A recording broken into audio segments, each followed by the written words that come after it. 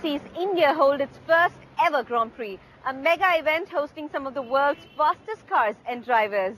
It's a glitzy coming out party for India in the world of motorsport, with some big names like Metallica, Lady Gaga, Bollywood and cricket stars involved. So what pulling power will it have for brands and advertisers? Shilpa Kannan finds out from the racetrack in Greater Noida in Uttar Pradesh. Racing around the track, this is the brand new Budh International Circuit. It's India's first Formula One track. With the longest straight stretch and some interesting turns, it has been designed to ensure a high-speed race and promises to deliver an exciting viewing for spectators around the world. For those who want to be closer to the track, tickets don't come cheap. Starting from $50, it goes all the way up to $20,000. This track will soon host some of the world's fastest cars and the best drivers. Bringing Formula One to India has cost over $400 million. But the economic spin-off from an event like this will be long-term. Indian infrastructure firm, the JP Group, is behind the F1 investment. They acquired over 2,500 acres in Greater Noida in the northern Indian state of Uttar Pradesh. This huge construction has boosted jobs in the area. But farmers who had to give up their land for the project have threatened to disrupt the race. We have worked here with complete cooperation from the local people, and we are not here we have made investment here, an investment which is going to be fruitful for everyone. Practicing in the tracks in Silverstone in the UK is India's only Formula One team. They're gearing up for a Grand Prix on home soil. Owned by businessman Vijay Mallya, Force India has zipped into the spotlight. They recently announced a $100 million partnership with the Sahara Group, under which the group bought a 42.5% stake in the team.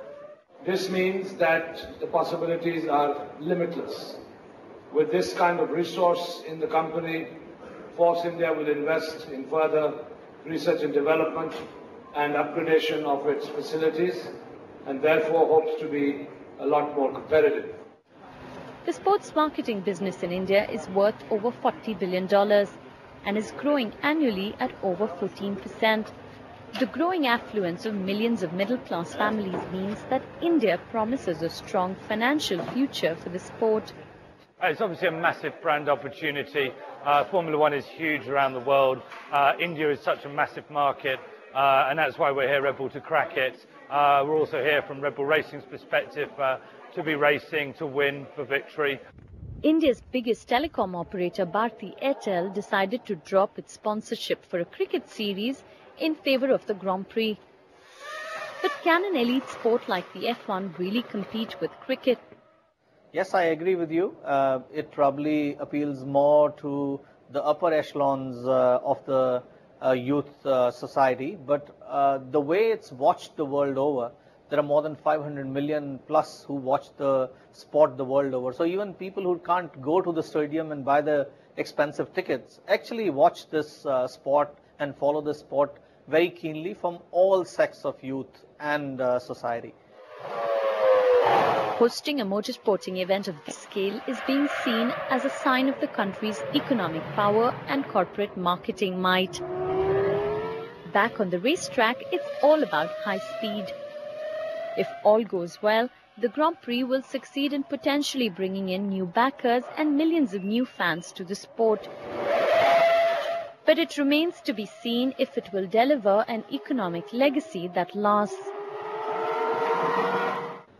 Since it was founded 10 years ago, Wikipedia has enjoyed rapid growth, reaching out to millions of web users surfing for information. The online encyclopedia has more than 15 million articles written and edited by volunteers. Well, co-founder Jimmy Wales has been trying to encourage new technology entrepreneurs to learn from the creativity of California's Silicon Valley.